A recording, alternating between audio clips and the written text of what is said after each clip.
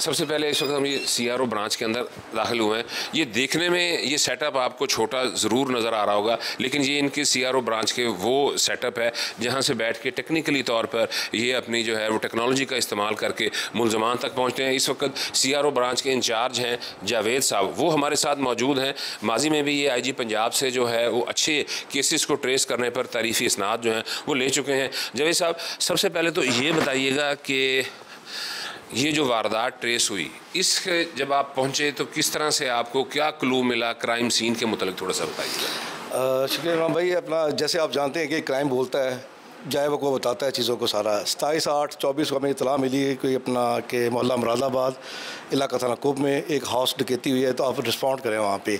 मैं अपनी टीम के साथ वहाँ पे मौके पे पहुँचा हूँ। हमने क्राइम सीन पे देखा वहाँ पे जाके। उसके बाद जब सीन हमने प्रोसेस किया है, प्रोसेस करने के बाद हमने वहाँ पे एविडेंस कलेक्शन शुरू की है। उसके साथ CRO की फोरेंसिक टीमें और PFSA की टीमें और अफसरान बाला जो थे वहाँ पर मौजूद थे सारे।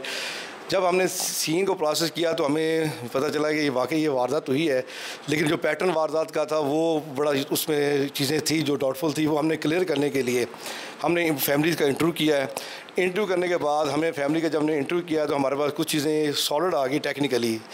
मुल्ज़मान का हुलिया, उनकी अपना ड्रेसेस वगैरह क्या थे, किस तरह वो आए थे, उनका वे ऑफ जो स्टाइल था वो क्या था, टॉकिंग स्टाइल क्या था। इमरान भाई, ये मैं आपको चीज़ एक वाज़े करूँ कि किसी भी क्राइम सीन के अंदर दो चीज़ें बड़ी अहम होती हैं जो हम लोग कर रहे होते हैं। एक मुल्ज़मान का हुलिया और दूसरा उसका गुफ्तगू का अंदाज़, क्योंकि उसमें फिर हमें ये आइडिया हो जाता है कि जो ये गैंग वारदात कर रहा है ये कहाँ का है, मेन के अपर पंजाब से है या ये जनूबी पंजाब से है या लोकल है। उसमें हमारा एक मेंटल लेवल सेट होता है। फिर उसी टीम से हिसाब से हम उस पर वर्किंग करते हैं। उसके बाद फिर हमने टीम के साथ बैठ के इसको पूरा केस को एनालिसिस किया, बैठ के क्राइम सीन प्रोसेस करने के बाद जो एविडेंस मिले हैं, जो मुल्ज़मान ने हुलिया बताया, जब हमारे पास हुलिया क्लियर हुआ तो हमने मुख्तलिफ टीमें जो अपनी थी टेक्निकली उनको डिप्यूट किया इलाके के अंदर कि आपने इस हुलिये के मुताबिक चीज़ें अपने सॉर्ट आउट करनी है। तो लोकल जो CCTV कैमराज थे उसने हमें बड़ी हेल्प की वहाँ से। फिर जल्द ही हमें वहाँ पे एक अच्छा क्लू ये मिल गया कि मुल्ज़मान का हुलिया मिल गया। बेसिकली इसमें हमारे लिए एक चैलेंज ये था कि जहाँ पे ये वारदात हुई थी ये रश एरिया था और आसपास में बाज़ार थे। अब बाज़ार के अंदर आपको पता है फैमिलीज़ मोस्टली मूव कर रही होती है, मोटरसाइकिल्स के ऊपर आ रही होती हैं क्योंकि गाड़ी जा नहीं सकती। तो जो हुलिया उन्होंने बताया, उन्होंने ये बताया कि इस वारदात में 2 मुल्ज़मान ऐसे थे कि जिन्होंने बुरखे पहने हुए थे। अब ये भी हमारे एक बड़ा चैलेंज था कि हमने बुरखे वाले बंदे निकालने हैं। तो वो जब हमने बाज़ार में गए तो हमें काफ़ी सारे वो बंदे नज़र आए, लेकिन जो मुल्ज़मान का हुलिया था, जो मुद्दईयों ने हमें बताया था, जो विक्टिम ने हमें बताया, हमने जब उसको फॉलो किया तो जल्द ही हमने उन 2 मोटरसाइकिलों को आइडेंटिफाई कर लिया। जब हमने उनको आइडेंटिफाई कर लिया टेक्निकल टीम के साथ, फिर हमने उनका रूट्स पे उनको बाई कैमरा चेक करना शुरू कर दिया और जल्द ही हमने उनका डंपिंग पॉइंट निकाल लिया। जब डंपिंग पॉइंट आ गया फिर हमने टेक्निकली ये किया कि हमारा जो अदर सोर्स अपना सोर्स से लाइक IT बेस था हमारा, जो फेंसिंग थी हमने उसको यूटिलाइज़ किया अफसरान की तरफ से। अल्हम्दुलिल्लाह जल्दी फिर हमने इसको गैंग को आइडेंटिफाई कर लिया। आइडेंटिफाई करने के बाद मुकामी पुलिस के साथ हमने ऑपरेशन किया और इस गैंग के जो मेन मुल्ज़मान थे वो हमने गिरफ़्तार कर लिए। अच्छा, ये थोड़ा सा मैं अपने कैमरामैन से कहूँगा कि वो दिखाए कि यहाँ पे ये देखें कि जिस तरह से हमने आपको बताया था कि इस वारदात के अंदर जो 2 डाकू थे उन्होंने बुरके पहने हुए थे। ये देखें, ये CCTV की फुटेज से इन्होंने ये तस्वीरें निकाली हैं कि ये 2 अफराद जो थे ये इन्होंने बुरके पहने हुए हैं और ये डकैती का वो जो सोना था 70 तोले से ज़ायद और 1 करोड़ रुपए की जो नकदी थी वो वारदात के बाद ये इस तरह से मोटरसाइकिल पर रख कर जो है ना वो जा रहे थे। तो ये पुलिस की बड़ी एक एफर्ट थी कि पुलिस ने जो था उस वारदात को 7 से 8 रोज़ में जो है वो ट्रेस किया। इस वक्त हमारे साथ जो है वो टेक्निकल टीम के एक मेंबर हैं शाहिद साहब। इनसे हम पूछेंगे कि आप बड़े अरसे से यहाँ पर हैं और टेक्निकली ऑपरेट कर रहे हैं, तो अभी रवायती जो है वो पुलिसिंग ख़त्म होती जा रही है और जो जिद्दत है उससे जो है वो मुल्ज़मान ट्रेस हो रहे हैं, तो और आप इसके अंदर जो है वो एक मेन किरदार अदा कर रही है CRO की टीम, तो क्या कहेंगे आप इसके? रोज़ाना आपके लिए एक नया से नया चैलेंज होता है, इसके बारे में आप क्या कहेंगे? सर ये है कि ज़रा अंदरून का इलाका था, बहुत बड़ा चैलेंज था हमारे लिए। उसको हमने बड़े अच्छे तरीके से टीम वर्क किया, हमने कवर किया। इसे विदिन 2 डेज़ हमने सारा इलाका ये कार्टन कर लिया था कैमरों से। उससे फिर हमने ये क्लू निकालिए, फिर हमने इंचार्ज साहब पूरी टीम से मिलकर हमने वहाँ से सस्पेक्ट निकालिए थे। वहाँ से हमारा एक क्लू बन गया था कि ये कौन से बंदे हो सकते हैं। अच्छा, मैं अभी जिस तरह से आप मुझे बता भी रहे थे, जावेद साहब भी बता रहे थे, हम एक आम आदमी ये समझता है कि वो अक्सर कहते हैं कि जी हमने CCTV फुटेज भी पुलिस को दे दी है, लेकिन अभी तक जो है वो हमारे मुलजमान शनाख्त नहीं हुए।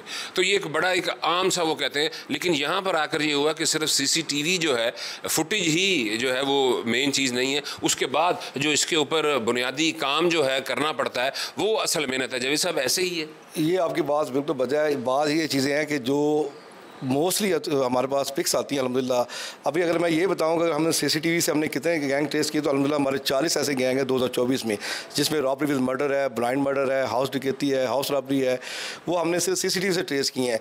CCTV में ये बड़ा लंबा प्रोसेस है इसके अंदर से, ये नहीं आप सिर्फ एक CCTV आप लेते हैं मौके पर। आप देखें जो मुलजमान ने वारदात करनी है वो तैयार होकर आता है, जब वो तैयार होकर आता है वो अपने आप को छुपाता है, वो अपनी ID छुपाता है, वो अपना चेहरा छुपाता है। वो अब मुलजमान इतने शातिर हो गए हैं कि वो फिंगरप्रिंट्स के लिए भी ग्लव इस्तेमाल करते हैं कि हमारे फिंगरप्रिंट कहीं पे ना आए, हमारी आइडेंटिफिकेशन ना हो।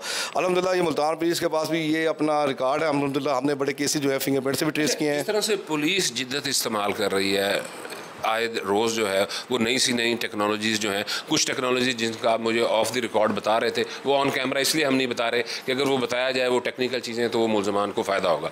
तो इस तरह की जो चीज़ें अब जिद्दत से जिद्दत आई जा रही है, तो मुलजमान जो हैं वो भी वारदात के वक्त उसका कोई ना कोई तोड़ निकालते हैं। बिल्कुल आपने ये बात बिल्कुल बजा की, मैं आपकी बात से एग्री करता हूँ। मुलजमान भी दिन ब दिन इसमें मेरे ख्याल में मोस्टली जो मैंने मुलजमान को इंटेरोगेशन किया है उसमें हमारी जो मूवीज़ हैं वो बड़ा इफेक्ट कर रही हैं उनको सारा इस चीज़ के अंदर। वो क्या कर रही हैं कि वो जब मूवीज़ देखते हैं वो देखते हैं कि पुलिस के पास क्या टेक्नोलॉजी है, पुलिस बंदे को कैसे पकड़ती है। लाइक जैसे देखें अगर वारदात होती थी तो हमारे पास जियो फेंसिंग बड़ा अच्छा टूल था, हम जाए बकुआ की जियो फेंसिंग करते थे, उसमें मुलजमान के नंबर निकाल लेते थे। अब मुलजमान ने क्या किया है कि अपना मोबाइल सेल फ़ोन को कैरी करना छोड़ दिया है। क्यों? कि उन्हें पता है ये हमारे लिए मौत है, इसको हमने कैरी नहीं करना। अगर जिस तरह मुलजमान शातिर हो रहे हैं इसी तरह पुलिस भी अपनी जो अपना एडवांस टेक्नोलॉजी है, जो स्टेप है, उसको फॉरवर्ड लेके जा रही है। अल्हम्दुलिल्लाह ये मैं ये कहूँगा अपना हमारे CPO साहब मुल्तान और हमारे जो अफसरान बाल है उनकी तरफ से एक तो हमें टेक्निकली बड़ी सपोर्ट होती है इस चीज़ों के अंदर। क्या आधी रात भी हम कहें सर हमें ये टेक्निकल चाहिए तो कभी उन्होंने ये नहीं कहा, तो हमें वो इस तरह सपोर्ट मिलती है जिससे हमें पता चलता है कि वाकई अब हमने काम करके दिखाना है। तो हमें तो हमें हर एंड से चीज़ें अच्छी मिलती है उसके अंदर। सेकंड जो इसके अंदर जो बात है, मैं ये आवाम से भी ये कहना चाहूँगा आपके तवज्जो से कि क्राइम सीन, जैसे मैंने आपको स्टार्ट में कहा था कि जाए वकूआ खुद बोलता है कि मेरे साथ क्या हुआ है। कि अल्हम्दुलिल्लाह हमारे जितने भी ये लोग मेरे साथ काम कर रहे हैं, मेरे समेत हम लोग PFSA Punjab forensic science justice से हम लोग क्वालिफाइड हैं। IG साहब ने हमें वहाँ से स्पेशल मुल्तान पुलिस की जो हमारी टीम है इनको वहाँ से कोर्सेज भी करवाए हुए हैं। सीन जो है वो खुद बता देता है कि मेरे साथ क्या हुआ है। फैब्रिकेशन है, सीन जो है यहाँ पे कमिट हुआ है, क्या हुआ है।